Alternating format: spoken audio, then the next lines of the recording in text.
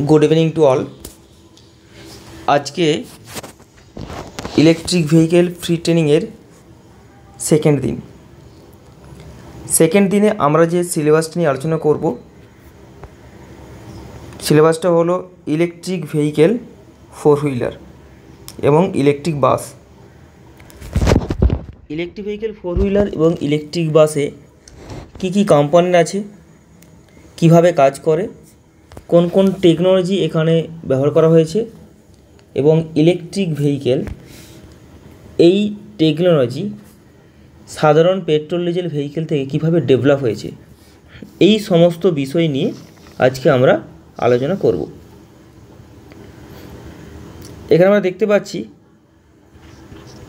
Electric bus এবং এখানে দেখতে পাচ্ছি electric private four wheeler. Electric बासर क्षेत्रे व्यवहार करा है एसी मोटर जाके बला है ट्रैक्शन मोटर एवं इलेक्ट्रिक फोर हुइलार एखानेও व्यवहार करा है एसी मोटर बा ट्रैक्शन मोटर। मूलत इलेक्ट्रिक फोर हुइलार एवं इलेक्ट्रिक बास जेहेतु बेशी ओजन बहन करे सेई जोन्नो एई समस्त गाड़ीते हाई टर्क दरकार हय।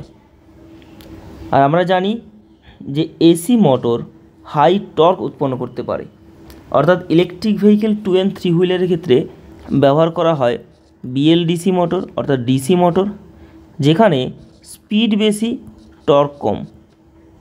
इलेक्ट्रिक फोर हुइलार और इलेक्ट्रिक बासेर क्षेत्रे टर्क बेशी दरकार, स्पीड तुलनामूलक कम हलेও चले। जेहेतु टर्क बेशी दरकार सेई जोन्नो एखाने एसी मोटर व्यवहार करा हय। एरपर आमरा देखे नेब डिजेल व्हीकल एवं इलेक्ट्रिक व्हीकल एर मध्य बेसिक किछु डिफारेंस। केन आमरा आज के इलेक्ट्रिक व्हीकल निये आलोचना करछि, केन आमादेर अटोमोबाइल टेक्नोलॉजीते इलेक्ट्रिक व्हीकल एडिशन हलो, कि बेनिफिट आछे।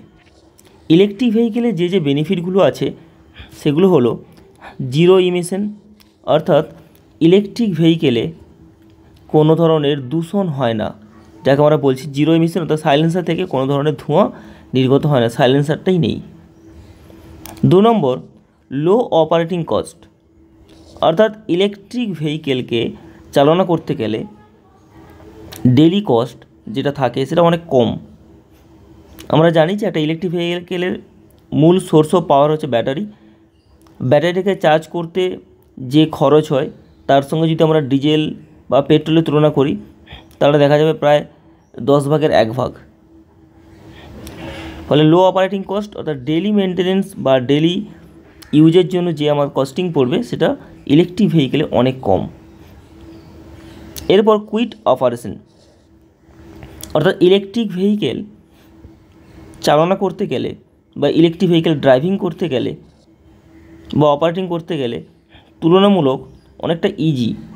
অর্থাৎ নর্মাল ডিজেল ভেহিকেল যদি হয় সেখানে গিয়ার বক্স থাকবে, ক্লাচ থাকবে, অর্থাৎ টোটাল অপারেটিং সিস্টেমে অনেকগুলো জিনিস থাকবে যেগুলোকে মেনটেন করে আমাকে গাড়িটাকে অপারেট করতে হবে।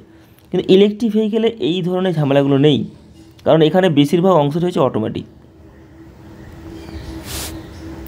কিন্তু ডিজেল ভেহিকেলেরও যথেষ্ট বেনিফিট আছে, যে বেনিফিটগুলো আছে বলেই আমরা 100% ডিজেল ভেহিকেলটাকে বাদ দিয়ে ইভিতে যেতে পারছি না। তাহলে ডিজেল ভেহিকেলে যে বেনিফিটগুলো আছে এইগুলো আমাদের কিন্তু ভালো করে বুঝতে হবে, কারণ এই বেনিফিটগুলো যখন আমরা ইলেকট্রিক ভেহিকেল পেয়ে যাব, এই বেনিফিটগুলো যখন আমরা ইলেকট্রিক ভেহিকেল ক্ষেত্রে অ্যাভেলেবেল হয়ে যাবে তখন কিন্তু আমরা ডিজেল ভেহিকেলটাকে পুরোপুরিভাবে ইভিতে আমরা কনভার্ট করতে পারবো। एक नम्बर लंगार रेंज अर्थात আমরা জানি যে রাস্তার 5 কিলোমিটার 10 কিলোমিটার অন্তর অন্তর আমরা পেট্রোল পাম্প পেয়ে যাই। তো সেই কারণে পেট্রোল যতক্ষণ আমরা গাড়িতে ভরবো বা ডিজেল যতক্ষণ আমরা গাড়িতে ভরবো ইঞ্জিন কিন্তু পাওয়ার জেনারেট করবে, অর্থাৎ এর রেঞ্জটাকে আমরা আনলিমিটেড বলতে পারি। লোয়ার আনফ্রন্ট কস্ট আমরা যদি টাটার একই মডেলের ইভি কিনতে যাই আর ডিজেল ভেহিকেল কিনতে যাই দেখা যাবে যে ডিজেল ভেহিকেলের দাম যদি 18 লাখ টাকা হয়, সেখানে ইলেকট্রিক ভেহিকেলের দাম পড়ছে 22 লাখ টাকা। তার মানে কি প্রাথমিকভাবে যে খরচ, কেনার সময় যে খরচ, সেটা কিন্তু ইভির ক্ষেত্রে একটু বেশি। তুলনামূলকভাবে ডিজেল সস্তা, কিন্তু রানিং কস্ট ডিজেলে অনেক বেশি, মেনটেনেন্স কস্ট ডিজেলে অনেক বেশি। এরপর ফুয়েল অ্যাভেলেবিলিটি, যেটা বললাম যে পেট্রোল পাম্প একটা নির্দিষ্ট কিলোমিটার অন্তর অন্তর আমরা পেয়ে যাব, সেই কারণে আমরা ফুয়েলটা সহজেই পাচ্ছি।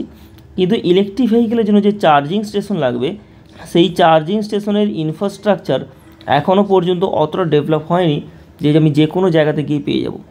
কলকাতা, হাওড়া অথবা মেগা সিটি যেগুলো থাকে, সেই সমস্ত জায়গাতে আমরা অ্যাভেলেবেল চার্জিং স্টেশন পেয়ে যাব। ফলে সেখানে ইভি নিয়ে যদি আমরা লং জার্নি করি কোনো প্রবলেম নেই। কিন্তু আমরা যদি গ্রামে গঞ্জের ক্ষেত্রে যাই, সেখানে চার্জিং স্টেশনের অ্যাভেলেবিলিটি এখনও অতটা তৈরি হয়নি, অর্থাৎ ইনফ্রাস্ট্রাকচার এখনও সেই জায়গায় পৌঁছয়নি। কিন্তু যে হারে ইনফ্রাস্ট্রাকচার বৃদ্ধি পাচ্ছে, তাতে কিন্তু এই জায়গাটা খুব অল্প দিনের মধ্যেই তৈরি হয়ে যাবে। এরপর আমরা বেসিক কিছু ডিফারেন্স দেখে নেব ইলেকট্রিক ভেহিকেল এবং ডিজেল ভেহিকেলের রেসপেক্টে। ডিজেল ভেহিকেলের ক্ষেত্রে ছিল ইঞ্জিন, যে কী করতো না পাওয়ার জেনারেট করতো। এই জায়গাটা খুব ইম্পর্টেন্ট, পাওয়ার জেনারেট, অর্থাৎ ইঞ্জিনটা হচ্ছে পাওয়ার জেনারেটিং ডিভাইস, যে পাওয়ারটাকে উৎপন্ন করতে পারে। ইলেকট্রিক ভেহিকেলে ব্যবহার করা হয় ব্যাটারি, যে পাওয়ারটাকে স্টোরেজ করে, পাওয়ার স্টোরেজ, অর্থাৎ ব্যাটারিটা হচ্ছে পাওয়ার স্টোরেজ ডিভাইস। এর মধ্যে স্টোরেজ থাকে, স্টোরেজ শেষ হয়ে গেলে পুনরায় আবার রিচার্জ করতে হবে। এই কারণে ইঞ্জিন ঘন্টার পর ঘন্টা চলতে পারে, কিন্তু ব্যাটারির নির্দিষ্ট লিমিটেশন আছে। ডিজেল ভেহিকেলে ক্লাচ ব্যবহার করা হয়, গিয়ারবক্স ব্যবহার করা হয়, কিন্তু ইলেকট্রিক ভেহিকেলের ক্ষেত্রে ব্যবহার করা হয় ট্রাকশান মোটর এবং ট্রাকশান ইনভার্টার। ট্রাকশান ইনভার্টার ট্রাকশান মোটরটাকে অপারেট করে। অর্থাৎ ইলেকট্রিক ভেহিকেলে কিন্তু স্পিড বাড়া, স্পিড কমা, টর্ক বৃদ্ধি, টর্ক কমা, এই যে বিষয়গুলো, অর্থাৎ টর্ক এবং স্পিডের মধ্যে যে কম্প্যারিজন বা টর্ক এবং স্পিডের যে কন্ট্রোলিং সিস্টেম, সেটা কিন্তু ইলেকট্রিক ভেহিকেলে হয়। কিন্তু সেখানে এই কন্ট্রোলিংয়ের জন্য আমার ক্লাচ, গিয়ারবক্স এইগুলো আমাদের দরকার হয় না। অবশ্যই দরকার হয়, কিন্তু ইলেকট্রিক ভেহিকেলের গিয়ারবক্স ফাংশনটা কিন্তু ওইরকমভাবে কাজ করে না। আমরা যে মেকানিক্যাল গিয়ারবক্স আমরা ডিজেলের ক্ষেত্রে পড়ি, সেই ধরনের গিয়ারবক্স ইলেকট্রিক ভেহিকেলে থাকে না। কারণ ইলেকট্রিক ভেহিকেলে যে ট্রাকশান মোটর ব্যবহার করা হয়, ট্রাকশান মোটরের স্পিড এবং টর্ক কন্ট্রোল করতে গেলে আমাকে অ্যাম্পিয়ার, ভোল্টেজ এইগুলোকে কন্ট্রোল করলেই কন্ট্রোল হয়ে যাবে, যেটা ট্রাকশান ইনভার্টার কন্ট্রোল করে। তার মানে অপারেটিং সিস্টেম, টেকনোলজি পুরোটাই কিন্তু ইলেকট্রিক ভেহিকেল সম্পূর্ণ আলাদা, ডিজেল ভেহিকেলে সম্পূর্ণ আলাদা ছিল। কখনো এরকম নয় যে ইঞ্জিনটা খুলে একটা ব্যাটারি লাগিয়ে দিয়েছি আর ইলেকট্রিক ভেহিকেল হয়ে গেল, এটা কিন্তু কখনোই নয়। ইলেকট্রিক ভেহিকেল হচ্ছে আলাদা একটা টেকনোলজি, ডিজেল ভেহিকেল একটা আলাদা টেকনোলজি ছিল। সম্পূর্ণ ডিফারেন্স টেকনোলজিতে কিন্তু ইলেকট্রিক ভেহিকেল অপারেটিং হয়। ফলে এই টেকনোলজিটা আমাদের ভালো করে শিখতে হবে, জানতে হবে, তাহলেই আমরা ইলেকট্রিক ভেহিকেল সম্পর্কে সঠিক ধারণা পাবো এবং আমরা ইলেকট্রিক ভেহিকেলের উপরে ভবিষ্যতে জীবন গড়তে পারবো। এরপর এই ইলেকট্রিক ভেহিকেল, আজকে যে আমরা ইলেকট্রিক ভেহিকেল আলোচনা করছি, এই ইলেকট্রিক ভেহিকেল ঠিক কীভাবে ডেভেলপ হয়েছে। হঠাৎ করে কি ইলেকট্রিক ভেহিকেল চলে এলো? কখনোই নয়। তার কারণ ইলেকট্রিক ভেহিকেল এই টেকনোলজিটা কিন্তু হঠাৎ করে আসেনি। আমরা যে পেট্রোল ডিজেল গাড়ি ব্যবহার করি, সেই পেট্রোল ডিজেল গাড়ি ধীরে ধীরে করে ডেভেলপ হয়ে হয়ে তারপরে কিন্তু আজ ইলেকট্রিক ভেহিকেল দেখতে পাচ্ছি। ঠিক কীভাবে অটোমোবাইল সেক্টরে এই ডেভেলপমেন্টটা হয়েছে, কীভাবে অটোমোবাইল সেক্টরে এই টেকনোলজিটা ডেভেলপ হয়েছে, সেই বিষয়টা আমরা এখানে আলোচনা করব। সেটা জানার আগে প্রথমে যে বিষয়টা জানতে হবে সেটা হচ্ছে হাইব্রিড ভেহিকেল। হাইব্রিড ভেহিকেল কি? হাইব্রিড ভেহিকেল তাকেই বলবো যে ভেহিকেলে দুটো পাওয়ার সোর্স থাকে। মূলত আমাদের গাড়ির ক্ষেত্রে, হাইব্রিড ভেহিকেলের ক্ষেত্রে দুটো পাওয়ার সোর্স বলতে একটা পাওয়ার সোর্স হচ্ছে আইসি ইঞ্জিন অর্থাৎ নর্মাল ইঞ্জিন, আর একটা হচ্ছে ব্যাটারি। তার মানে যে সমস্ত গাড়িতে দুটো পাওয়ার সোর্স আছে, একটা ব্যাটারি পাওয়ার সোর্স, একটা আইসি ইঞ্জিন পাওয়ার সোর্স, সেই সমস্ত গাড়িকে আমরা বলবো হাইব্রিড ভেহিকেল।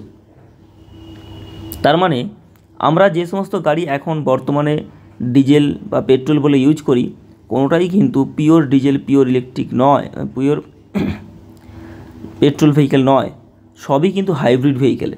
অর্থাৎ যে সমস্ত ভেহিকেলে আমরা ব্যাটারি ইউজ করব, ইঞ্জিন তো আগে থেকেই আছে, সেই সমস্ত গাড়িকে আমরা হাইব্রিড ভেহিকেল বলবো। এই হাইব্রিড ভেহিকেলের কনসেপ্ট কীভাবে ডেভেলপ হয়েছে সেই বিষয়টা আমরা এখানে ধীরে ধীরে করে আলোচনা করব। হাইব্রিড ভেহিকেলের প্রথম যে ডেভেলপমেন্ট সেটাকে বলা হচ্ছে মাইক্রো হাইব্রিড, তারপরে এসেছে মাইল্ড হাইব্রিড, এরপরে এসেছে ফুল হাইব্রিড, তারপরে এসেছে প্লাগ ইন হাইব্রিড।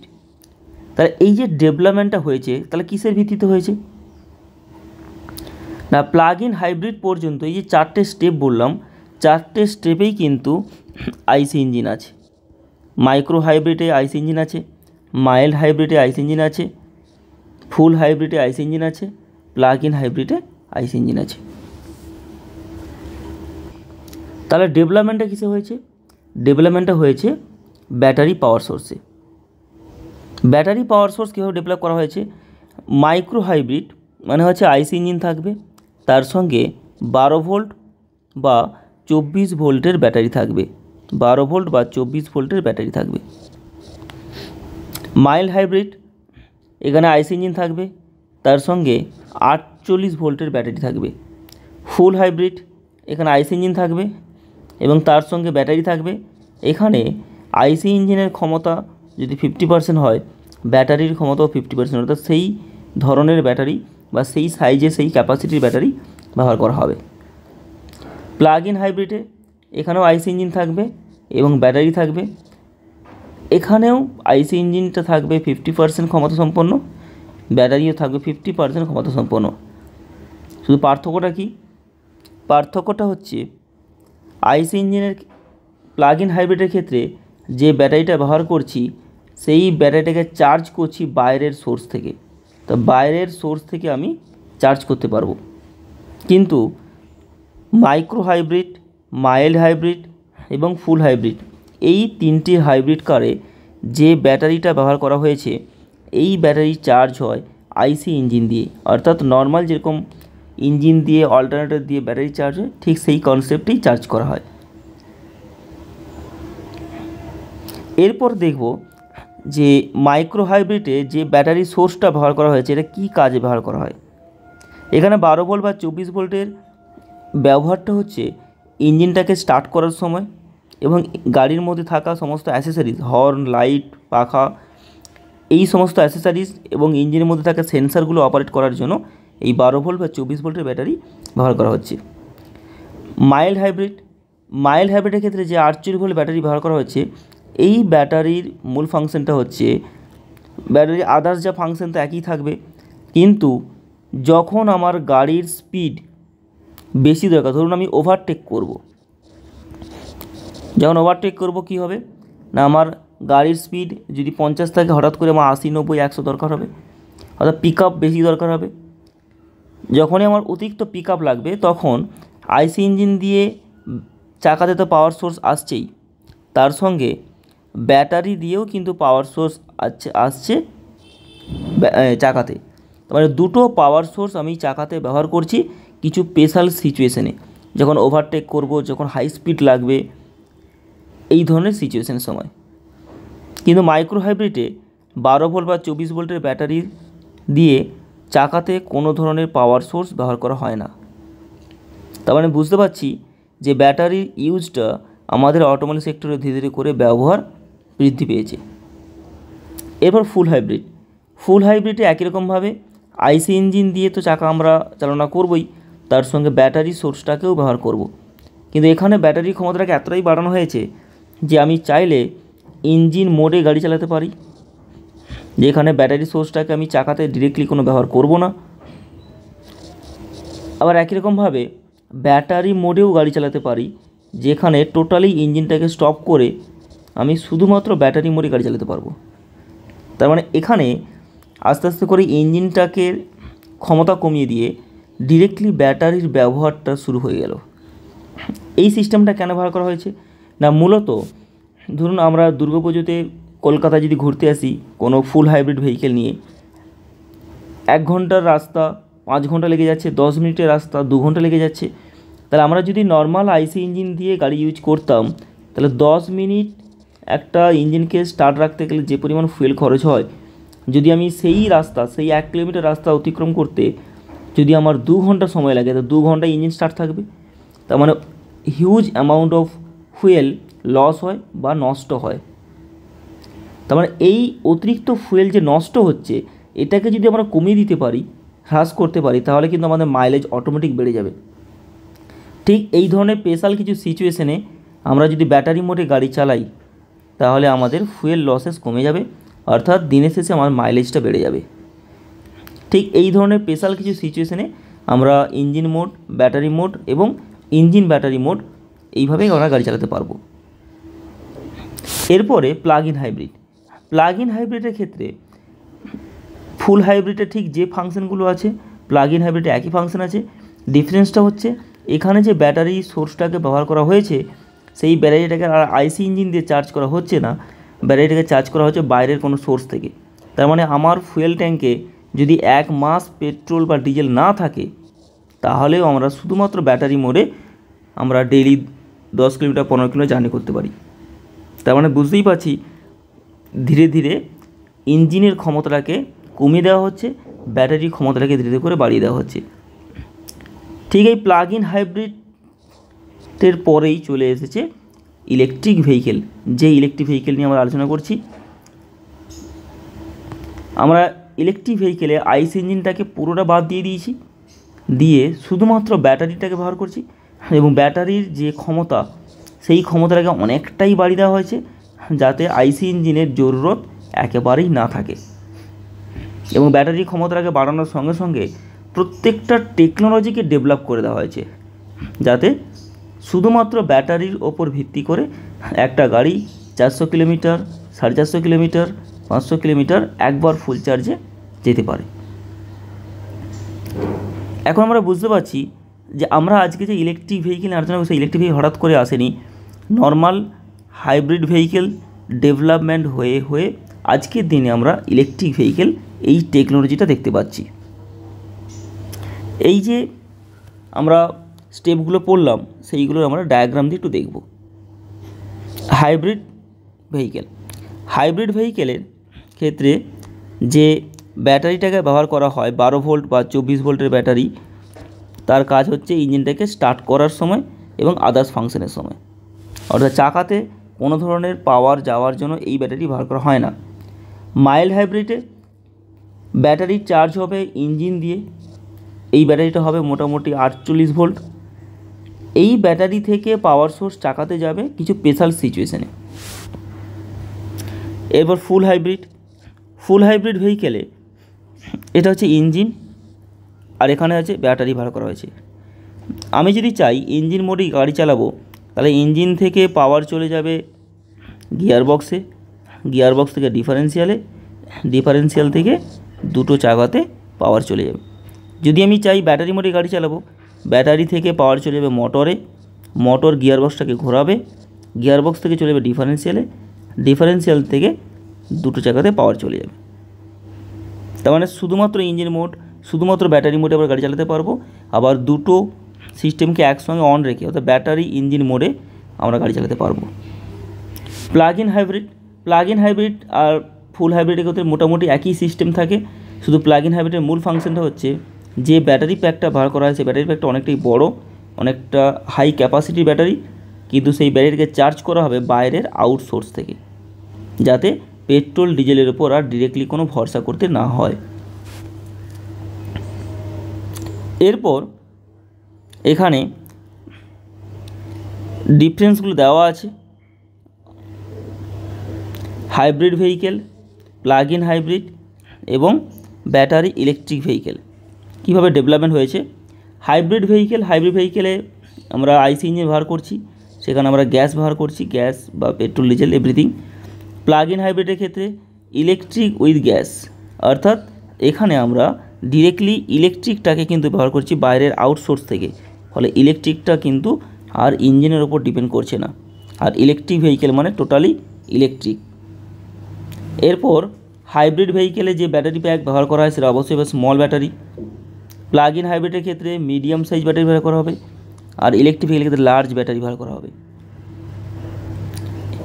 এরপর কি থাকছে, হাইব্রিড ভেহিকেলের ক্ষেত্রে ক্যান নট প্লাগ ইন, অর্থাৎ বাইরে থেকে কোনো চার্জের ব্যবস্থা হবে না, ইঞ্জিন দিয়েই চার্জ হবে ব্যাটারি। প্লাগ ইন হাইব্রিডের ক্ষেত্রে বাইরে থেকে চার্জ হবে, ইলেকট্রিক ভেহিকেলের ক্ষেত্রে অবশ্যই বাইরে থেকে চার্জ হবে। কিছু উদাহরণ দেওয়া আছে। হাইব্রিড ভেহিকেল উদাহরণ হচ্ছে টয়োটার এই কোম্পানি, এই মডেলের গাড়ি। প্লাগ ইন হাইব্রিডের উদাহরণ হোন্ডা ক্ল্যারিটি, এবং টোটালি ইলেকট্রিক ভেহিকেলের উদাহরণ হচ্ছে নিসান। অর্থাৎ এইভাবে ক্রমশ প্রত্যেকটা কোম্পানি ডেভেলপমেন্ট করেছে টেকনোলজি ডেভেলপ হয়ে আজকের দিনে আমরা ইলেকট্রিক ভেহিকেল দেখতে পাচ্ছি। তার মানে কখনোই ইলেকট্রিক ভেহিকেল হঠাৎ করে চলে আসেনি। আরেকটা বিষয় হচ্ছে পেট্রোল ডিজেল ভেহিকেল, তার টেকনোলজি সম্পূর্ণ আলাদা, ইলেকট্রিক ভেহিকেল তার টেকনোলজি সম্পূর্ণ আলাদা। কখনোই পেট্রোল ডিজেল ইলেকট্রিক ভেহিকেলে কনভার্ট হয়ে যায়নি, পুরোপুরি অপারেটিং সিস্টেমটা আলাদা। আর ইলেকট্রিক ভেহিকেলের এই টেকনোলজি, এই অপারেটিং সিস্টেম, এটা আমাদের যদি নিখুঁত করে আমরা না জানি, কখনোই ইলেকট্রিক ভেহিকেলের উপর কাজ করতে পারবো না। এরপর আমরা ইলেকট্রিক বাসের ওপরে আলোচনা করব। ইলেকট্রিক বাসের কী কী কম্পোনেন্ট থাকে, কম্পোনেন্টগুলো কোথায় কোথায় থাকে, এই বিষয়গুলো নিয়ে মূলত আলোচনা করব। ইলেকট্রিক বাসে যে ব্যাটারি প্যাক, মূলত ইলেকট্রিক বাসে দুটো ব্যাটারি প্যাক থাকে। ব্যাটারি প্যাকটা থাকে কোথায়? ছাদে বা রুফ, গাড়ির ছাদে ব্যাটারি প্যাক থাকে। এই ব্যাটারি প্যাক মোটামুটি 700 ভোল্টের হয়, 700 ভোল্ট ডিসি। ভাবতে পারছেন 700 ভোল্ট ডিসি, অর্থাৎ এই 700 ভোল্ট ডিসি এতটাই বেশি একটা ভোল্টেজ, যেখানে ভুল করে যদি কোনো একটা হ্যান্ড টুলস এই কানেকশন পয়েন্টে যদি কোনো কারণে শর্ট সার্কিট বা ফল্ট হয়ে যায়, ওই লোহার হ্যান্ড টুলস ফ্র্যাকশন অফ সেকেন্ডের মধ্যে গলে যেতে পারে। ফলে 700 ভোল্ট ডিসিটা কিন্তু ভয়ঙ্কর একটা ভোল্টেজ। তাহলে এই হাই ভোল্টেজে যখন আমরা কাজ করব, তার proper safety precautions, proper knowledge এবং সঠিক টেকনোলজি ছাড়া যদি আমরা কাজ করতে যাই, তাহলে কিন্তু জীবন হাতে নিয়ে কাজ করার মতো পরিস্থিতি তৈরি হবে। এই জন্য কোনো কোম্পানি উইদাউট ইভি ট্রেন্ড কখনোই ইলেকট্রিক ভেহিকেলের জন্য অ্যালাউ করে না। আর এই কারণেই আমরা ইলেকট্রিক ভেহিকেল নিয়ে পড়াশুনো করব। এই কারণেই ইলেকট্রিক ভেহিকেল ইঞ্জিনিয়ারিং, এই নতুন ইঞ্জিনিয়ারিং অলরেডি আমাদের চলে এসেছে। এরপর ব্যাটারিটাকে ঠান্ডা করার জন্য এটা হচ্ছে ব্যাটারি কুলিং সিস্টেম। এই battery cooling system normal cooling system না, এটাকে বলা হচ্ছে এসি কুলিং সিস্টেম বা রেফ্রিজারেন্ট কুলিং সিস্টেম। অর্থাৎ আমরা যে এসি সিস্টেম জানি, সেই এসি সিস্টেম দিয়ে ব্যাটারি প্যাকটাকে ঠান্ডা করা হয়। কারণ এই ব্যাটারি প্যাক এতটাই বড়, এতটাই হিট জেনারেট করে, একে সাধারণ কুলিং সিস্টেম দিয়ে আমরা ঠান্ডা করতে পারবো না। ব্যাটারি প্যাকের পেছনে যে অংশটা দেখতে পাচ্ছি, এটা হচ্ছে এয়ার কন্ডিশন সিস্টেম বা এসি সিস্টেমের জন্য দেওয়া আছে। এবার আসছে আমরা সামনে কী কী আছে। সামনে আমরা দেখতে পাচ্ছি এটা যে ট্রাকশন মোটর, এটা প্রোপেলার শ্যাফট। ট্রাকশন মোটরকে অপারেট করার জন্য ট্রাকশন ইনভার্টারের সামনে এই অংশটা দেখতে পাচ্ছি, এটাকে বলা হচ্ছে জাংশন বক্স। যেহেতু এই জাংশন বক্স গাড়ির চ্যাসিসে আছে, সেই জন্য এটাকে বলা হয় চ্যাসিস জাংশন বক্স। আর ওপরে যে জাংশন বক্সটা দেখতে পাচ্ছি, এটাকে বলা হচ্ছে রুফ জাংশন বক্স, যেহেতু গাড়ির ছাদে আছে। রুফ জাংশন বক্সের মূল ফাংশনটা হচ্ছে ব্যাটারির সঙ্গে পুরো সিস্টেমটাকে প্রপারলি কানেক্ট করা। আর চ্যাসিস জাংশন বক্সের মূল ফাংশনটা হচ্ছে ট্রাকশন মোটর, ট্রাকশন ইনভার্টার এটার সঙ্গে কানেক্ট করা। এবং সামনে এই যে দেখতে পাচ্ছি, এটা হচ্ছে রেডিয়েটার মানে হচ্ছে এটা হচ্ছে কুলিং সিস্টেমের জন্য দেওয়া আছে। এই কুলিং সিস্টেমের কাজ কী, বা এই কুলিং সিস্টেমের কাজ কী? এই কুলিং সিস্টেমের কাজ হচ্ছে ট্রাকশন ইনভার্টার এবং ট্রাকশন মোটর এবং জাংশন বক্স এর হিটটাকে কন্ট্রোল করার জন্য এই রেডিয়েটার ব্যবহার করা হয়েছে বা কুলিং সিস্টেম ব্যবহার করা হয়েছে। আরেকটা জিনিস এখানে বলে দিই, এই ডান দিকে ঠিক করে বোঝা যাচ্ছে না, এই ডান দিকের চাকার কাছে আরেকটা মোটর থাকে যাকে বলা হচ্ছে অক্স মোটর বা অক্সিলারি মোটর। সেই বিষয়টা আমরা পরে আলোচনা করছি। এবার প্রত্যেকটা কম্পোনেন্ট সম্পর্কে আমরা একটু ভালো করে দেখে নেব। টাটার যে ট্রাকশন মোটর, এটাকে বলা হচ্ছে ট্রাকশন মোটর। এটা ডিফারেন্সিয়াল, তার সামনে ট্রাকশন মোটর লাগানো আছে। ট্রাকশন মোটরটাকে অপারেট করার জন্য ট্রাকশন ইনভার্টার আছে। ট্রাকশন ইনভার্টার, এটা যে ট্রাকশন ইনভার্টার ভ্যারাইটিস হয়। এখানে তিনটে ওয়্যার, তার মানে এখানে আছে 6 ফেজ ট্রাকশন মোটর। যদি শুধুমাত্র 3টে ওয়্যার থাকতো তাহলে হতো 3 ফেজ ট্রাকশন মোটর, তার মানে 3 ফেজ ইনভার্টার। অর্থাৎ ট্রাকশন মোটর 3 ফেজও হতে পারে, 6 ফেজ হতে পারে। তার মানে ট্রাকশন মোটর যেরকম হবে তার উপর ভিত্তি করে ট্রাকশন ইনভার্টার আমরা কানেক্ট করব। আর এটা যে ট্রাকশন ইনভার্টার যার এখানে কানেকশন পয়েন্ট আছে, আমরা এখানে ভালো করে লক্ষ্য করলে দেখতে পাবো এখানে 3টে কানেকশন পয়েন্ট, 2টো কানেকশন পয়েন্ট। এখানে দেখুন 3টে 2টো। এরপর অক্স মোটর বা অক্সিলারি মোটর, এটাও হচ্ছে এসি মোটর। এর কাজ কি? এর কাজ হচ্ছে আমরা যদি ইলেকট্রিক বাসের কনসেপ্টে ভাবি, কারণ ইলেকট্রিক বাসেই অক্স মোটর থাকে, সেখানে অবশ্যই থাকবে এয়ার ব্রেকিং সিস্টেম। ইলেকট্রিক বাসে অবশ্যই থাকবে air braking system, air suspension system. Air suspension system operate করতে গেলে আমাকে কম্প্রেসার ব্যবহার করতে হবে। সেই কম্প্রেসারটাকে চালনা করার জন্য এই অক্স মোটর বা অক্সিলারি মোটর ব্যবহার করা হয়। এবং এর সঙ্গে স্টিয়ারিং সিস্টেম অবশ্যই থাকবে হাইড্রোলিক স্টিয়ারিং সিস্টেম। তাহলে যে হাইড্রোলিক স্টিয়ারিং সিস্টেম থাকে, সেই হাইড্রোলিক স্টিয়ারিং সিস্টেমের স্টিয়ারিং গিয়ার বক্সটাকে অপারেট করার জন্য কী থাকবে? স্টিয়ারিং পাম্প থাকবে, হাইড্রোলিক পাম্প থাকবে। হাইড্রোলিক পাম্প অপারেট করবে এই অক্স মোটর। তাহলে অক্সিলারি বা অক্স মোটরের দুটো কাজ, একটা হচ্ছে কম্প্রেসারটাকে অপারেট করা, চালনা করা, আর একটা হচ্ছে হাইড্রোলিক স্টিয়ারিং সিস্টেমের জন্য হাইড্রোলিক স্টিয়ারিং পাম্পটাকে অপারেট করবে। এই দুটো কাজ করে মূলত অক্সিলারি মোটর। আর কিছু অক্সিলারি মোটরের কাজ হচ্ছে এসি সিস্টেম যেটা আছে, এসি সিস্টেমটাকে অপারেট করার জন্য ব্যবহার করা যেতে পারে। তবে এসি সিস্টেম অপারেট করার জন্য একটাই অক্সিলারি মোটর থেকে AC system, compressor, hydraulic pump operate হতে পারে, বা সেপারেটলি একটা aux motor AC system operate করবে, আরেকটা অক্স মোটর এসি কম্প্রেসার এবং হাইড্রোলিক পাম্প অপারেট করবে। সেটা গাড়ির রিকোয়ারমেন্ট অনুযায়ী, গাড়ির সাইজ অনুযায়ী, গাড়ির ফাংশন অনুযায়ী ডিপেন্ড করছে। আর এই অক্সিলারি মোটরটাকে অপারেট করার জন্য ব্যবহার করা হয় অক্সিলারি ইনভার্টার। এরপর যে জাংশন বক্সের কথা বলছিলাম, সেই জাংশন বক্স নিয়ে আলোচনা করব। দেখুন, চ্যাসিস জাংশন বক্স, যে জাংশন বক্স গাড়ির চ্যাসিসে থাকে তাকে বলা হয় চ্যাসিস জাংশন বক্স। এই জাংশন বক্সের আরেকটা নাম হচ্ছে ট্রাকশন জাংশন বক্স। অর্থাৎ এই জাংশন বক্সের মূল ফাংশন হচ্ছে ট্রাকশন মোটরটাকে অপারেট করা, বা ট্রাকশন মোটরের সঙ্গে মেন ফাংশনগুলো কানেক্ট করা হয় বলে একে বলা হয় চ্যাসিস জাংশন বক্স বা ট্রাকশন জাংশন বক্স। এই জাংশন বক্সের ভেতরে কি থাকে? জাংশন বক্সের ভেতরে মূলত যেটা থাকে, অবশ্যই ফিউজ থাকবে। এখানে দেখুন 50 অ্যাম্পিয়ার বা 250 অ্যাম্পিয়ারের ফিউজ আছে। কারণ জাংশন বক্সের কাজ শুধুমাত্র জাংশন মানে কানেক্ট করা নয়, এই যে কানেকশন পয়েন্টগুলো আছে তাকে প্রপার সেফটি দেওয়াটাও কিন্তু জাংশন বক্সের কাজ। এই কারণে জাংশন বক্সের ভেতরে এই ধরনের ফিউজগুলো দেওয়া থাকে, এবং এর ভেতরে কিছু সেন্সার, কিছু টেম্পারেচার সেন্সার থাকে। টেম্পারেচার সেন্সারের কাজ হচ্ছে যদি কোনো ওয়্যারিং সিস্টেমে টেম্পারেচার বেশি হয়ে যায়, অতিরিক্ত উত্তপ্ত হয়ে যায়, তাহলে কিন্তু এই সিস্টেমটাকে কাট আউট করে দেবে।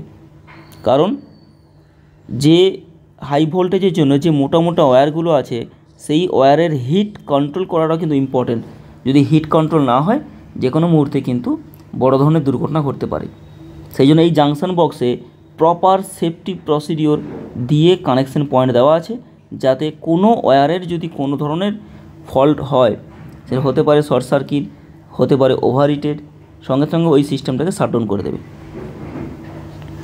এরপর দেখব রুফ জাংশন বক্স বা ব্যাটারি জাংশন বক্স। আমরা জানি যে ইলেকট্রিক বাসে ব্যাটারি থাকে গাড়ির ছাদে, আর গাড়ির ছাদে যে জাংশন বক্সটা থাকে, রুফ জাংশন বক্স থাকে, সেই জাংশন বক্সের মূল কাজই হচ্ছে ব্যাটারির সঙ্গে সমস্ত কানেকশানগুলোকে অপারেট করা বা কানেকশন করা। এটা গাড়ির ছাদে থাকে, দুটো জাংশন বক্সের ফাংশন মোটামুটি একই রকম, শুধু কানেকশন পয়েন্টগুলো আলাদা হবে। এখানে দেখতে পাচ্ছি যে AC inverter, low voltage connector, high voltage battery connector, এইভাবে কানেকশানগুলোকে করা হয়। এরপর আমরা দেখব লিথিয়াম আয়ন ব্যাটারি প্যাক, যেটাকে আমরা বলছি হাই ভোল্টেজ ব্যাটারি প্যাক, যেটা গাড়ির ছাদে থাকে। এই যে ব্যাটারি প্যাকটা আমরা দেখছি, এই ব্যাটারি প্যাকের ভেতরে কি থাকে? এই ব্যাটারি প্যাকের ভেতরে পেন্সিল ব্যাটারির মতো এরকম অসংখ্য সেল থাকে। এই সেলগুলোকে প্যারালাল কানেকশান, সিরিজ কানেকশান, এইভাবে এই ব্যাটারি প্যাক তৈরি করা হয়। আমাদের উৎকর্ষ ট্রেনিং কাউন্সিলে যেনারা ইলেকট্রিক ভেহিকেল ইঞ্জিনিয়ারিং পড়ছেন বা পড়বেন, আমাদের এই ব্যাটারি প্যাকের ওপরে স্পেশাল ট্রেনিং হয়। ট্রেনিংটার নাম হচ্ছে lithium ion battery pack with BMS, অর্থাৎ ব্যাটারি প্যাকের সঙ্গে বিএমএস অর্থাৎ ব্যাটারি ম্যানেজমেন্ট সিস্টেম কিভাবে কানেক্ট করে তৈরি করা হয় বা কিভাবে ব্যাটারি প্যাক তৈরি করা হয়, সেই ব্যাটারি প্যাকের স্পেশাল ট্রেনিং হয়। যে ট্রেনিংয়ে এই ব্যাটারি প্যাক নিজের হাতে তৈরি করা শেখানো হয়, যে আপনাকে যদি এরকম আমি 100টা সেল দিয়ে দিই, আপনি কীভাবে ব্যাটারি প্যাক তৈরি করবেন এবং কীভাবে তার সঙ্গে বিএমএস কানেক্ট করে পুরো একটা ব্যাটারি প্যাকটাকে রেডি করবেন, সেই ট্রেনিংটা একদম ইন হ্যান্ড শেখানো হয়। এবং এটা ইনস্টিটিউটে শেখানো হয় না, এটা শেখানো হয় প্রোডাকশন ইন্ডাস্ট্রিতে, যেখানে এই ব্যাটারি প্যাক তৈরি হয়। এবং যিনারা তৈরি করেন, যিনি এই ব্যাটারি প্যাক তৈরি করে মাস্টার ট্রেনার আছেন, উনি শেখাবেন নিজের হাতে ধরে। এই ট্রেনিংটা যদি কেউ করে নেয়, সে নিজের হাতেই মোবাইলের পাওয়ার ব্যাঙ্ক বা ছোটো ছোটো যে পাওয়ার ব্যাঙ্ক সিস্টেমগুলো আছে অনায়াসে বানাতে পারবে। ইলেকট্রিক টু হুইলারের যে ব্যাটারি প্যাক অর্থাৎ ইলেকট্রিক স্কুটিতে যে লিথিয়াম আয়ন ব্যাটারি প্যাকগুলো থাকে, সেগুলোও কিন্তু বানাতে পারবে। এরপর আমরা আসছি ব্যাটারি চার্জার। ব্যাটারি চার্জার আমরা নর্মাল মোবাইলের চার্জার বা বিভিন্ন এমার্জেন্সি চার্জার, ল্যাপটপের চার্জার, এই চার্জিংয়ের কনসেপ্টে কিন্তু কখনোই ইলেকট্রিক ভেহিকেলের চার্জিং সিস্টেম চলে না। ইলেকট্রিক ভেহিকেলের চার্জিং সিস্টেম সম্পূর্ণ আলাদা এবং এর টেকনোলজি অনেক আপডেট, অনেক ডেভেলপ টেকনোলজি। কি হয় না, চার্জিং কানেক্টারে যে কানেকশন পয়েন্টগুলো থাকে, এখানে দেখতে পাচ্ছি যে L1 অর্থাৎ এটা হচ্ছে পজিটিভ লাইন, L2 এটা নেগেটিভ লাইন এবং এটা হচ্ছে R3। এটা আমরা নর্মাল 3 পিন প্লাগে যেরকম দেখি পজিটিভ, নেগেটিভ, R3 সেটাই আছে। কিন্তু শুধুমাত্র একটা চার্জারটাকে আমি কানেক্ট করে দিলাম আর ব্যাটারি চার্জ শুরু হয়ে গেল, এই প্রসেসে কখনোই চার্জ হয় না।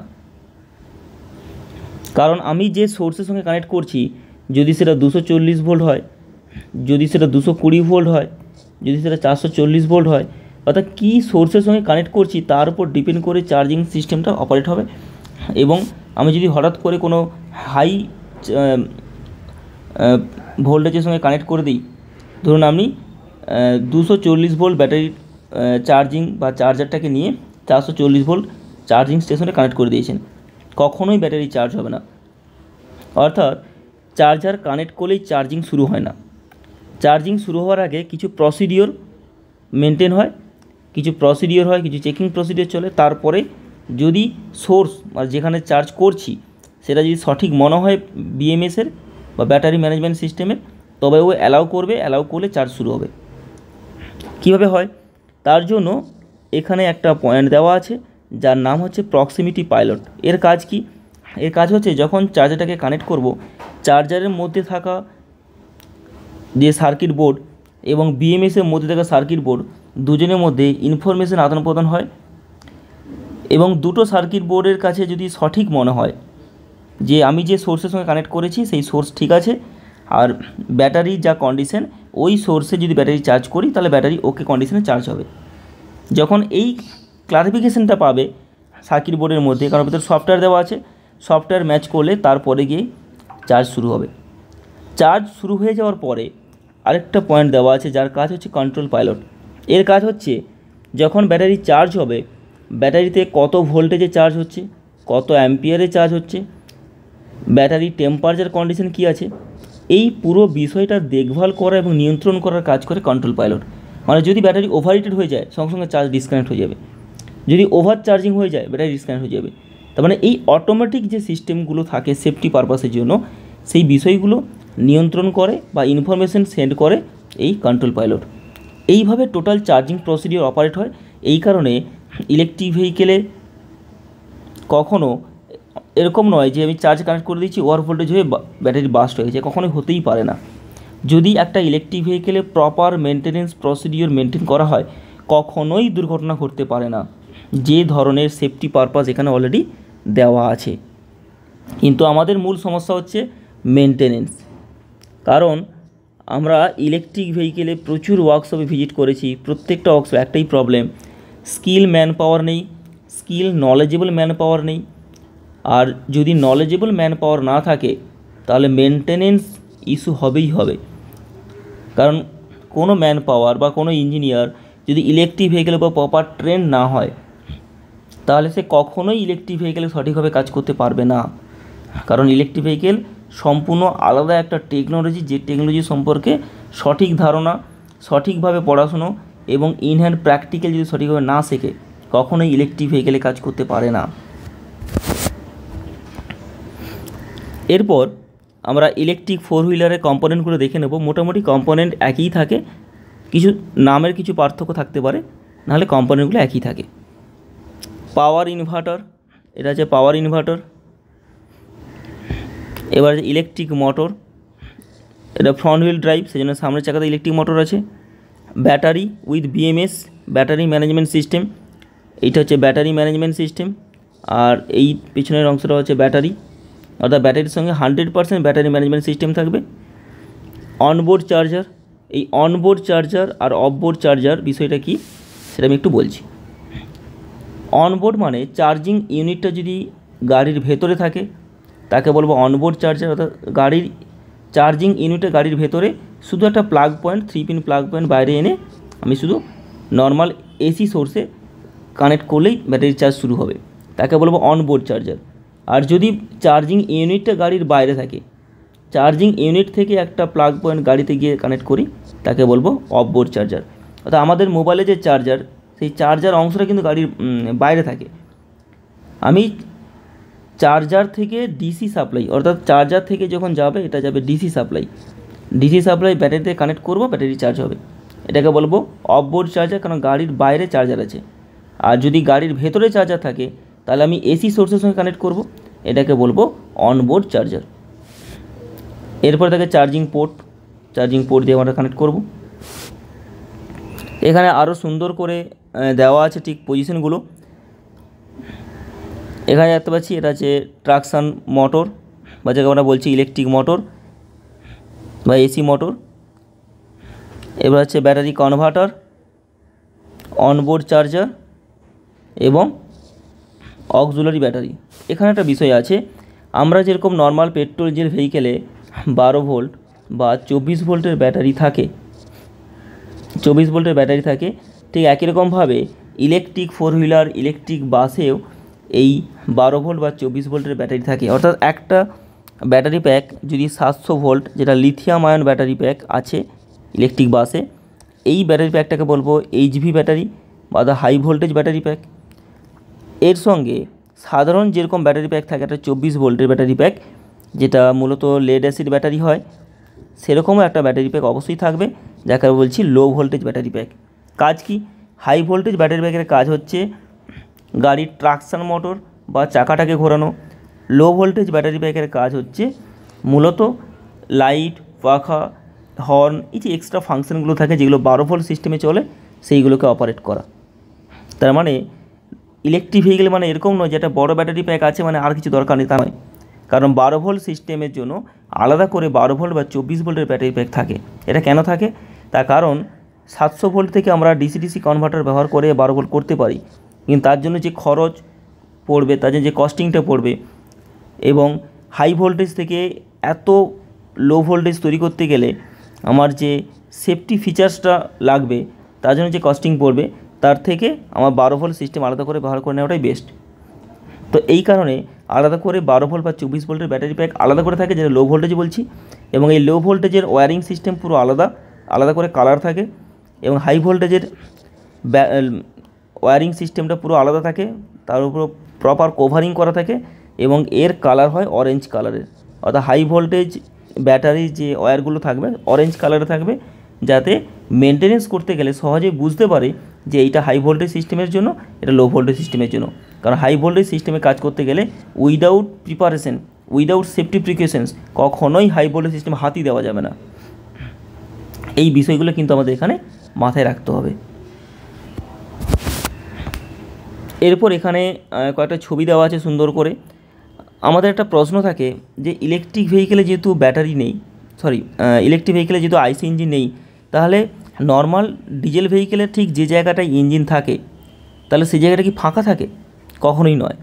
ঠিক সেই জায়গাটায় ইঞ্জিনের মতো দেখতে এইরকমই একটা অংশ থাকে। আমাদের নর্মাল গাড়িতে 4 হুইলারে ঠিক যে জায়গাটাতে এইভাবে ইঞ্জিন থাকে সেই জায়গাটা কিন্তু কখনোই ফাঁকা থাকে না। ওই ফাঁকা জায়গাটাতেই ইঞ্জিনের মতো দেখতে এরকম ধরনের পুরো ইলেকট্রিক ভেহিকেলের সিস্টেমগুলো পরপর করে সাজানো থাকে।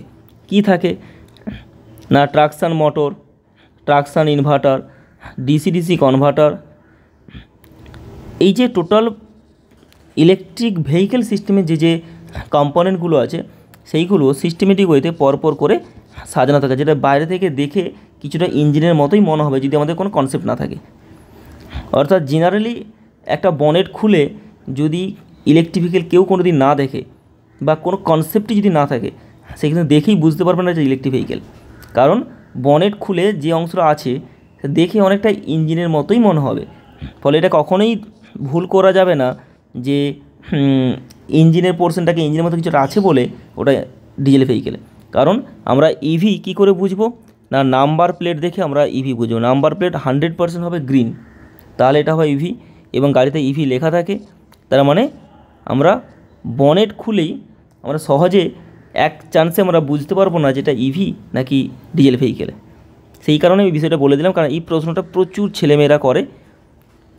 অবশ্যই এটা মাথায় রাখতে হবে যে ইভি মানে এরকম নয় ইঞ্জিনের অংশটাতে পুরো ফাঁকা থাকে, কখনোই ফাঁকা থাকে না। এরপর একেবারে শেষের দিকে আমরা চলে এসেছি। ইলেকট্রিক বাসের আর্কিটেকচার আমরা আলোচনা করব, অর্থাৎ ইলেকট্রিক বাসের টোটাল ফাংশন কীভাবে কাজ করে তার ওয়্যারিং ডায়াগ্রাম বা লাইন ডায়াগ্রাম এখানে আছে, এক এক করে আলোচনা করছি। প্রথমে এটা হচ্ছে চার্জার। যেহেতু এখানে চার্জিং ইউনিটটা বাইরে তাই এটা হবে অফবোর্ড চার্জার। আর ইলেকট্রিক বাস 100% হবে offboard charger. Electric bus onboard charger হয় না, ইলেকট্রিক 4 হুইলার হতে পারে। এটা চার্জিং কানেক্টর।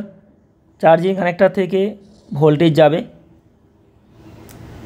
দুটো সিস্টেমে, একটা হচ্ছে ব্যাটারি প্যাক যেটা হাই ভোল্টেজ ব্যাটারি প্যাক, আর এটা যাবে ডিসি ডিসি কনভার্টার থেকে লো ভোল্টেজ ব্যাটারি প্যাক। অর্থাৎ এখানে চার্জার একটা, কিন্তু একটাই চার্জিং ইউনিট দিয়ে আমার high voltage battery pack, low voltage battery pack দুটোই একই সঙ্গে চার্জ হয়। এই জায়গাটা কিন্তু মনে রাখতে হবে।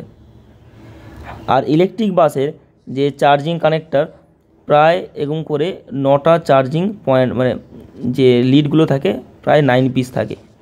বেশি হতে পারে কম হতে পারে, বিভিন্ন টেকনোলজির উপর ডিপেন্ড করে এটা। তার মানে আমরা সাধারণ চার্জিং সিস্টেমের কনসেপ্টে কখনোই কাজ করতে পারবো না। এই যে 9টা কানেকশন থাকে, এটা আমাদের যখন ইলেকট্রিক বাস, ইলেকট্রিক 4 হুইলারে ইন্ডাস্ট্রিয়াল ভিজিট হয় তখন আমরা এই চার্জিং ইউনিটটাকে বা এই চার্জিং কানেক্টরটাকে আমরা দেখাই, এবং সেখানে পুরো প্রপার ডেসক্রিপশন দেওয়া হয় যে এই চার্জিং কানেক্টরে কোন পিনের কী ফাংশন আছে, কিভাবে কাজ করে। এবং এই বিষয়গুলো মূলত হাওড়া কলকাতা কেন্দ্রিক যে সমস্ত ওয়ার্কশপগুলো আছে এবং হাওড়া স্টেশনে ইলেকট্রিক বাসের যে চার্জিং স্টেশন আছে এখানে আমরা এই ধরনের ট্রেনিংগুলো দিয়ে থাকি। এইগুলো দেখলে আমাদের ক্ষেত্রে পুরোপুরিভাবে কনসেপ্ট ক্লিয়ার হয়ে যাবে। হাই ভোল্টেজ ব্যাটারি প্যাক এর মধ্যে যে পরিমাণ চার্জ স্টোরেজ হবে সেই চার্জ দিয়ে আমরা কী কী ফাংশন অপারেট করব। একটা ফাংশন অপারেট করব ট্রাকশান ইনভার্টারে যাবে, ট্রাকশন ইনভার্টার থেকে ট্রাকশন মোটরে যাবে, ট্রাকশন মোটর থেকে ডিফারেন্সিয়ালে যাবে, ডিফারেন্সিয়াল থেকে দুটো চাকাতে পাওয়ার সোর্স যাবে, গাড়ির চাকা ঘুরবে। এটা হচ্ছে এই হাই ভোল্টেজ সিস্টেমের মেন কাজ। আর কি কি কাজ করে? একটা অক্সিলারি ইনভার্টারে যাবে, এই অক্সিলারি ইনভার্টারের কাজ হচ্ছে এয়ার কন্ডিশন বা এসি সিস্টেমটাকে অপারেট করা, এটা আমি বলেছিলাম। একই রকমভাবে আরেকটা অক্সিলারি ইনভার্টার আছে, সেই ইনভার্টার কী করবে? আর একটা অক্সিলারি মোটরকে অপারেট করবে, যে অক্সিলারি মোটরের কাজ হচ্ছে পাওয়ার স্টিয়ারিং বা স্টিয়ারিং পাম্পটাকে অপারেট করা আর এয়ার কম্প্রেসরটাকে অপারেট করা। এইভাবে হাই ভোল্টেজ সিস্টেম দিয়ে ট্রাকশন মোটর এবং অক্সিলারি মোটর অপারেট করবে। অপারেট করার মধ্য দিয়ে এসি সিস্টেম অপারেট হবে এবং তার সঙ্গে কম্প্রেসর এবং পাওয়ার স্টিয়ারিং সিস্টেম অপারেট হবে। এইভাবে টোটাল ইলেকট্রিক বাসের যে ওয়ার্কিং প্রসিডিওর এইভাবে কাজ করে। তো এটা লাইন ডায়াগ্রাম, আমরা যখন পুরো ওয়্যারিং ডায়াগ্রাম এবং পুরো in detail step by step শিখব তখন এই বিষয়গুলো আরও অনেক বেশি ক্লিয়ারভাবে বুঝতে পারবো। এটা ইলেকট্রিক বাস, ইলেকট্রিক বাসে কীভাবে কম্পোনেন্টগুলো থাকে এটা খুব সুন্দর করে দেওয়া আছে। দেখুন গাড়ির রুফে ব্যাটারি প্যাক আছে, পেছন দিকে এসি সিস্টেম আছে, এটা হচ্ছে ব্যাটারি প্যাকের কুলিং সিস্টেম। এখানে আরও সুন্দর করে দেওয়া আছে যে ব্যাটারি প্যাকের কুলিং সিস্টেম। দেখুন জাংশন বক্স, এটা রুফ জাংশন বক্স, জুম করে দেখাচ্ছি, রুফ জাংশন বক্স, এটা চ্যাসিস জাংশন বক্স, এটা ট্রাকশন ইনভার্টার, এটা ট্রাকশন মোটর, আর এই দিকটাতে অক্স মোটর আছে, এটা রেডিয়েটর। এইভাবে টোটাল ইলেকট্রিক বাসের চ্যাসিস বা ইলেকট্রিক বাসের যে স্ট্রাকচার এইভাবে সিস্টেমেটিক ওয়েতে তৈরি করা হয়। এখানে আরও সুন্দর করে ফটোগুলো দেওয়া আছে, আপনারা একটু ভালো করে দেখবেন। এরপরে কিছু সাপোর্টিং সিস্টেম দেখে নেব, যেটা কি না ব্যাটারি কুলিং সিস্টেম। এই যে একটু আগে বললাম ব্যাটারি কুলিং সিস্টেম, দেখুন এই যে ব্যাটারি কুলিং সিস্টেম, এই যে দুটো ব্যাটারি প্যাক তার সঙ্গে ব্যাটারি কুলিং সিস্টেম। আমি প্রথমেই বলেছিলাম এটা হচ্ছে এসি কুলিং সিস্টেম বা রেফ্রিজারেন্ট কুলিং সিস্টেম, অর্থাৎ এসি সিস্টেম যেভাবে কাজ করে সেই এসি সিস্টেম দিয়ে এই ব্যাটারিটাকে ঠান্ডা করা হয়, যার পারফরমেন্সটা অনেক বেশি এবং প্রপারলি কুলিং করতে পারে। দুটো ব্যাটারি প্যাক এখানে দেখতে পাচ্ছি যে AC compressor, condenser, expansion valve, evaporator, অর্থাৎ টোটাল এসি সিস্টেম হচ্ছে এইটা, যেটা দিয়ে আমরা ব্যাটারি প্যাকটাকে ঠান্ডা করব। এবার ট্রাকশন মোটর এবং ট্রাকশন ইনভার্টার কুলিং সিস্টেম বলেছিলাম যে গাড়ির সামনে রেডিয়েটর থাকে যেটা লিকুইড কুলিং সিস্টেম। এই লিকুইড কুলিং সিস্টেম দিয়ে ট্রাকশন মোটর, ট্রাকশন ইনভার্টার এগুলোকে ঠান্ডা করা হয় বা ঠান্ডা রাখা হয়। তাহলে দেখলে বুঝতে পারবো traction inverter, aux inverter, traction inverter এবং ট্রাকশন মোটর এই তিনটে ইউনিটকে ঠান্ডা করার জন্য আমরা রেডিয়েটর দিয়ে নর্মাল ওয়াটার কুলিং সিস্টেম বা কুল অ্যান্ড কুলিং সিস্টেম দিয়েই আমরা ঠান্ডা রাখতে পারবো। এরপরে electric vehicle battery pack, battery pack already আলোচনা করেছি। এইটা হচ্ছে ব্যাটারি প্যাক, এই যে পেন্সিল ব্যাটারির মতো দেখতে ব্যাটারি প্যাক। এখানে দেখুন সিরিজ, প্যারালাল এইভাবে কানেকশন করা থাকে। তবে এইখানে যে পাতগুলো কানেক্ট করা আছে এই কানেকশানটা কিন্তু নর্মাল কোনো সোল্ডারিং নয়, এটাকে বলে স্পট ওয়েল্ডিং। এই স্পট ওয়েল্ডিং যখন আপনারা ব্যাটারি প্যাকের ওপর স্পেশাল ট্রেনিং করবেন তখন এই স্পট ওয়েল্ডিং আপনাদের নিজের হাতে করতে দেওয়া হয়। এই স্পট ওয়েল্ডিং যে মেশিনটা দিয়ে করা হয় তার দামই হচ্ছে 70 থেকে 1 লাখ টাকা। ফলে এই ধরনের মেশিনে নিজের হাতে স্পট ওয়েল্ডিং করার অভিজ্ঞতা আপনারা পাবেন যদি এই স্পেশাল ট্রেনিং আপনারা অ্যাটেন্ড করেন।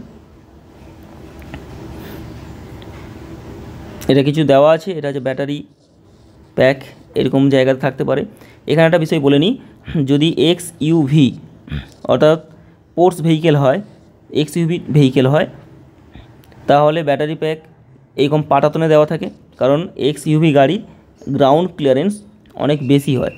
আর যদি স্মল ভেহিকেল, স্মল 4 হুইলার বা 4 সিটার ভেহিকেল হয় তাহলে ব্যাটারি প্যাক থাকবে গাড়ির পেছনে, যেখানে আমরা ডিগি বলি বা যেখানে আমরা জিনিসপত্র রাখি ওই জায়গাটাতে। কারণ যেহেতু 4 হুইলার ভেহিকেলের গ্রাউন্ড ক্লিয়ারেন্সটা কম হয় তো সেখানে ব্যাটারি প্যাকটা অবশ্যই পেছনে দেওয়া হয়। এইভাবে ব্যাটারি প্যাকের লোকেশনটাকে ঠিক করা হয়। এখানে দেখতে পাচ্ছি ব্যাটারি চার্জার, চার্জিং সিস্টেম, এরকমভাবে চার্জিং সিস্টেম যেরকম আজকে আমরা পেট্রোল ডিজেল দেখতে পাচ্ছি, পেট্রোল পাম্প দেখতে পাচ্ছি, ঠিক একই রকমভাবে পেট্রোল পাম্পটাই কনভার্ট হয়ে যাবে চার্জিং স্টেশনে। এইভাবে ইনফ্রাস্ট্রাকচার ডেভেলপ হচ্ছে। এইভাবে ইনফ্রাস্ট্রাকচার ডেভেলপ হতে হতে একটা সময় গিয়ে ইলেকট্রিক ভেহিকেল ডিজেল ভেহিকেলকে হিউজ অফ পার্সেন্টেজে রিপ্লেস করে দেবে। এখানে এই যে চার্জিং সিস্টেম দেখতে হবে, যেটা হচ্ছে বাস স্ট্যান্ডে এইভাবে চার্জিং সিস্টেম অলরেডি বিভিন্ন রাজ্যে চলে এসেছে। এরপর একেবারে লাস্ট স্লাইডে আমরা যেটা দেখব, ইনস্ট্রুমেন্ট ক্লাস্টার মিটার, অর্থাৎ ইলেকট্রিক বাসের ক্লাস্টার মিটার কীভাবে কাজ করে।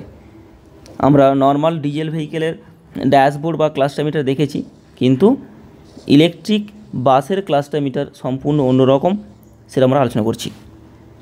টোটাল ক্লাস্টার মিটারে কী কী থাকে, ওপরে এই যে মিটারটা দেখতে পাচ্ছি, এই মিটারের কাজ হচ্ছে হাই ভোল্টেজ ব্যাটারি প্যাকের সমস্ত ডিটেলস এখানে দেখাবে। কী কী দেখাবে, এসওসি অর্থাৎ স্টেট অফ চার্জ, কতটা চার্জ হয়েছে, ডিওডি অর্থাৎ ডেপথ অফ ডিসচার্জ, কতটা ডেপথ অফ ডিসচার্জ আছে। এই বিষয়গুলো কিন্তু আমাদের ভালো করে জানতে হবে, শিখতে হবে, তাহলেই আমরা এইগুলোর ফাংশনগুলো সম্পর্কে সঠিক ধারণা আমরা পাবো। এবার ডান দিকে এই যে মিটার দেখতে পাচ্ছি, এই মিটারের কাছে ট্রাকশান মোটর এবং ইনভার্টার থার্মাল ইন্ডিকেটর, অর্থাৎ ট্রাকশান মোটরের হিট কন্ডিশন কী আছে সেটা আমরা এই মিটার দিয়ে দেখতে পাবো। এরপর এখানে এই যে গোল মিটার দেখতে পাচ্ছি, এই মিটারের কাজ হচ্ছে ট্রাকশান মোটর আরপিএম, ট্রাকশান মোটর কত স্পিডে ঘুরছে তার আরপিএম কত, সেটা আমরা এই মিটার থেকে দেখতে পাবো। আর এখানে যে মিটার দেখতে পাচ্ছি, এটা হচ্ছে স্পিডোমিটার, অর্থাৎ গাড়ির স্পিড কত সেটা আমরা দেখতে পাবো। স্পিডোমিটারের নিচে থাকে ওডোমিটার, যেটা দিয়ে আমরা টোটাল গাড়ির কত কিলোমিটার রান করেছে, ইন টোটাল কত কিলোমিটার রান করেছে সেটা আমরা দেখতে পাবো। যেহেতু আমরা ইলেকট্রিক বাস নিয়ে আলোচনা করছি, সেই জন্য অবশ্যই এখানে hydraulic suspension system, hydraulic braking system থাকবে। ফলে অবশ্যই কম্প্রেসার দিয়ে আমার রিজার্ভার ট্যাঙ্কে এয়ার কম্প্রেসড হয়ে জমা পড়বে বা জমবে। তো সেই জন্য মূলত এই এয়ার ব্রেকিং বা এয়ার সাসপেনশন সিস্টেমে যে সিস্টেম থাকে, টোটাল গাড়িকে দুটো ভাগে ভাগ করা হয়। সামনের পোর্শনের জন্য আলাদা রিজার্ভার, পেছনের জন্য আলাদা রিজার্ভার। তাহলে সামনের রিজার্ভারের জন্য এই মিটার থাকবে, আর পেছনের রিজার্ভারের জন্য এই মিটার থাকবে, অর্থাৎ দুটো মিটার দুটো মেন রিজার্ভারের কন্ডিশনটাকে শো করবে, অর্থাৎ প্রপার প্রেসারে এয়ার সঞ্চিত হয়েছে কিনা সেই বিষয়টা আমরা এখান থেকে দেখতে পাবো। মাঝখানে যে মিটার দেখতে পাচ্ছি, এটাকে বলা হচ্ছে HMI ডিসপ্লে, মাল ফাংশন ডিসপ্লে। এই ডিসপ্লের কাজ হচ্ছে স্ক্রিন টাচ মোবাইলের মতো। এখানে গাড়ির টোটাল ফাংশন আমরা দেখতে পাবো এবং টোটাল গাড়ির যা যা প্রসিডিওর, প্রত্যেকটা সিস্টেম সম্পর্কে এখানে ডিটেলস দেখতে পাবো। এখানে কীভাবে তৈরি করা হয় এই ডিসপ্লেটা এভাবে চৌকোনা এভাবে ঘর তৈরি করা থাকে। ঘর মানে কি, এইগুলো একটা সুইচ, এই সুইচগুলোকে আমরা প্রেস করে করে আমরা সমস্ত ধরনের ইনফরমেশন, প্রত্যেকটা সিস্টেমের ফল্ট ফাইন্ডিং বা যেটাকে বলা হয় অন বোর্ড ডায়াগনোসিস সিস্টেম, সেই ডায়াগনোসিস সিস্টেমটা আমরা এই বোর্ড থেকে বা এই ডিসপ্লে থেকে আমরা চেক আউট করতে পারবো এবং দেখতে পাবো। অর্থাৎ মাল ফাংশন কেন বলা হয়েছে না, একটা সুইচ দিয়ে অনেকগুলো কাজ করা যায়, সেই জন্য এটাকে মাল ফাংশন বলা হয়। এই ডিসপ্লে দিয়ে আমরা অনবোর্ড ডায়াগনোসিস সিস্টেম দেখতে পাবো এবং টোটাল গাড়ির এভরি সিস্টেমের এভরি কন্ডিশন আমরা এখান থেকে চেক করতে পারবো। এইভাবে total electric vehicle working procedure এইভাবে কাজ করে। আমরা যে আলোচনাটা করলাম এটা খুবই অল্প সময়ের, 1 ঘন্টার একটা আলোচনা। তো কখনোই ইলেকট্রিক ভেহিকেল 1 ঘন্টাতে আমরা শিখতে পারি না, কিন্তু চেষ্টা করলাম ম্যাক্সিমাম ইনফরমেশন, ম্যাক্সিমাম টেকনোলজিগুলো আপনাদের সামনে তুলে ধরার। আপনারা ভালো করে রিভাইজ করবেন, 2বার 3বার রিভাইজ করলে বিষয়টা আরও অনেক বেশি সহজ হয়ে যাবে। এবং যদি আপনারা ইলেকট্রিক ভেহিকেলের উপরে সঠিকভাবে শিখতে চান, জানতে চান, যদি ইলেকট্রিক ভেহিকেল ইঞ্জিনিয়ারিং করতে চান, তাহলে অবশ্যই আপনারা লং টার্ম যে কোর্স আছে 1 বছর 2 বছরে, সেই কোর্সগুলোতে যদি অ্যাটেন্ড করেন তাহলে আপনারা ইলেকট্রিক ভেহিকেলের উপরে দক্ষ হয়ে উঠবেন এবং ইলেকট্রিক ভেহিকেলের জগতে আমাদের জীবিকা অর্জনের জায়গা তৈরি হবে।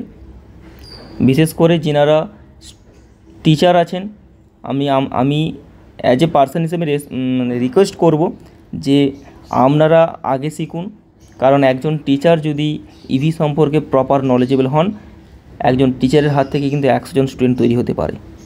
সেজন্য টিচাররাও অবশ্যই শিখুন। যারা বিভিন্ন কোম্পানিতে জবের সঙ্গে যুক্ত আছেন, আপনারাও অবশ্যই শিখুন, কারণ উইদাউট ইভি আজ থেকে 2-3 বছর 5 বছর পরে কিন্তু আপনার জব ক্রাইসিস তৈরি হবেই, আপনি জব ক্রাইসিসে ভুগবেন। কারণ টেকনোলজি যেভাবে ডেভেলপ হচ্ছে তার সঙ্গে সঙ্গে যদি আমরা নিজেকে আপডেট করতে না পারি যেকে অ্যাডপ্ট করতে না পারি তাহলে কিন্তু আমাদের গুরুত্ব কমবে, আমাদের সোর্স অফ ইনকাম যেটা নিয়ে আমাদের সারা জীবন চলতে হবে সেই জায়গাটা কিন্তু ক্রাইসিস চলবে। আর যেহেতু ইলেকট্রিক ভেহিকেল নিউ ইঞ্জিনিয়ারিং, ফলে এখানে সবাই যারা প্রথম দিকে শিখে নেবেন আপনারা কিন্তু অনেক বেশি বেনিফিট পাবেন। তার কারণ যত দিন যাবে ইলেকট্রিক ভেহিকেলের কোর্স ফিস বাড়বে, যত দিন যাবে এই ইলেকট্রিক ভেহিকেলের টেকনোলজিগুলো আরও ডেভেলপ হবে, যত আগে আপনি শিখবেন তত আপনি এক্সপিরিয়েন্স হবেন। কারণ শুধুমাত্র ট্রেনিং করলে হয় না, ট্রেনিংয়ের সঙ্গে এক্সপিরিয়েন্সটাও লাগে। এই দুটো জিনিস একসঙ্গে হয়ে তবেই কিন্তু আপনি বেটার চাকরি সুযোগটা আপনি পাবেন। এবং বিশেষ করে এমএনসিতে যদি আপনি কাজ করতে চান সেখানে উইদাউট এক্সপিরিয়েন্স ওখানে নেয়ই না। ফলে যত আগে আপনি ট্রেনিংটা কমপ্লিট করবেন তাহলে আপনি এক্সপিরিয়েন্সটা গ্যাদার করতে পারবেন এবং বেটার সুযোগের জন্য আপনি ডিরেক্টলি অ্যাপ্লাই করতে পারবেন। এবং আমাদের ইনস্টিটিউট থেকেও ডিরেক্টলি ক্যাম্পাসিং দেওয়া হয়। এই বিষয়গুলো আছে। আর যারা স্টুডেন্টস, যারা বিভিন্ন ভোকেশনাল স্টুডেন্টস আছে, বিভোগ পড়ছে বা ইলেকট্রিকের ওপরে আইটিআই পলিটেকনিক পড়ছে বা অটোমোবাইলের ওপর পড়াশোনা করছে, তাদেরকে আমি অবশ্যই সাজেস্ট করব যে পড়াশুনো করছো অবশ্যই সেটা করো, তার সঙ্গে ইভিটাকে অ্যাড করো। কারণ ইভি নিউ ইঞ্জিনিয়ারিং এখানে প্রচুর ভ্যাকেন্সি আছে। আর ইভিতে স্যালারি স্ট্রাকচার অন্যান্য ইঞ্জিনিয়ারিংয়ের থেকে কিন্তু অনেক বেশি। তো সেই রেসপেক্টে যদি জীবনে বড় কিছু করতে চাও, বড় চাকরি পেতে চাও, জীবনে সাকসেস পেতে চাও, তাহলে কিন্তু ইভিটা অ্যাড অন করো। এটাই বলার ছিল। সবাই ভালো থাকো, সুস্থ থাকো, এটাই আমার কামনা।